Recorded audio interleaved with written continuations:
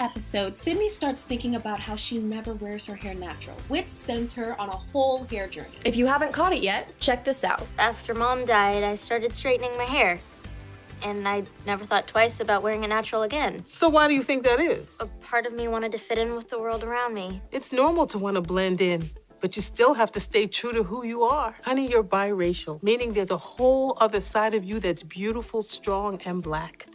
And you shouldn't ever have to feel you need to cover that up to belong. I'm proud of being biracial. Such a great scene. Completely. Here to talk with us about it, the star of Sydney to the Max, Ruth Riggi, and special guest, Cassidy Fralin. Hey guys! I'm so excited to be here. We are so excited to have you. Thank y'all so much for joining us. Now, what I love about this episode is it really took a deep dive into the black hair experience. Figuring out your hair type, which styles work for you, just embracing your natural hair. What was it like getting to tell that story? I mean, I feel so grateful to be able to share Sydney's experience with, learning more about her cultural identity and how she expresses that through understanding and then styling her own hair. When reading the script, I was so excited because so many children with curly hair, especially with more tight curl patterns, often aren't encouraged by society to embrace their hair in its natural state.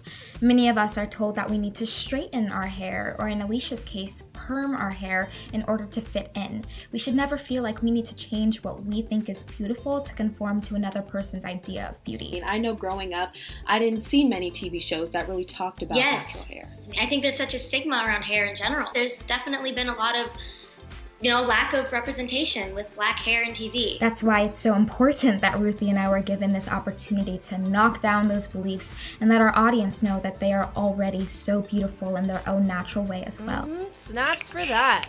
Now, Ruth, as someone who's biracial, what has your relationship with your curls been like? When I was younger, I used to see my friends with straight or super curly hair and just wonder why mine didn't look like theirs. But now I know that biracial hair comes in all different colors and all different textures. It doesn't have to be super curly or super straight or really anything in particular because it's varied and special to each person. Cassidy, I wanted to ask you about the scene where your character says straightening her hair makes her feel like she's losing herself. How did it feel filming that scene for you? I couldn't stop smiling in between takes because I knew how much of an impact that scene would have on so many different audiences. Overall, filming was an amazing and extremely rewarding experience, but knowing it will reach and touch a lot of people makes it so much better. And can I just say what an amazing job you did with the episode? So amazing and so incredible. Oh, thank you so much. And the exact same goes for you. You do this in every single episode. It's so amazing. I admire you for it. Aw.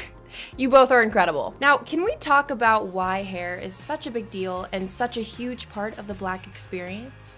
What's so beautiful is the versatility of black hair and biracial hair, and I think that it's such an essential part of our identity, and it's a way to express ourselves. As Black women have been told for hundreds of years that our hair is what makes us less proper and less put together. The Black community and other communities of color have in response worked really hard together to address and fix these unjust mindsets so that Black children can grow up knowing that their hair is beautifully unique and amazing just the way it is. Has your hair ever made you the subject of microaggressions? Just people assuming I'm a certain race because of my hair, or making comments that it's not enough of whatever race they assume I am. When I was younger, people used to touch my hair all the time, and only sometimes would they ask. Curly hair isn't a toy, and treating it as such can be very, very invalidating, even if it isn't the person's intent. In school, a lot of times my hair was told that it was too distracting or that I couldn't wear certain styles or that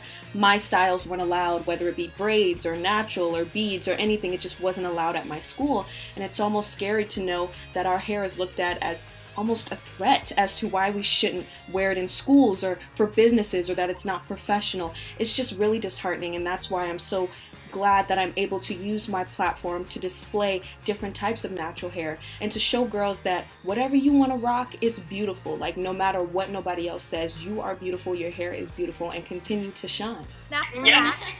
I think the message here is be beautiful.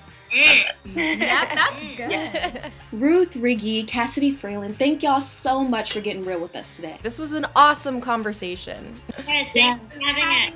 Yes,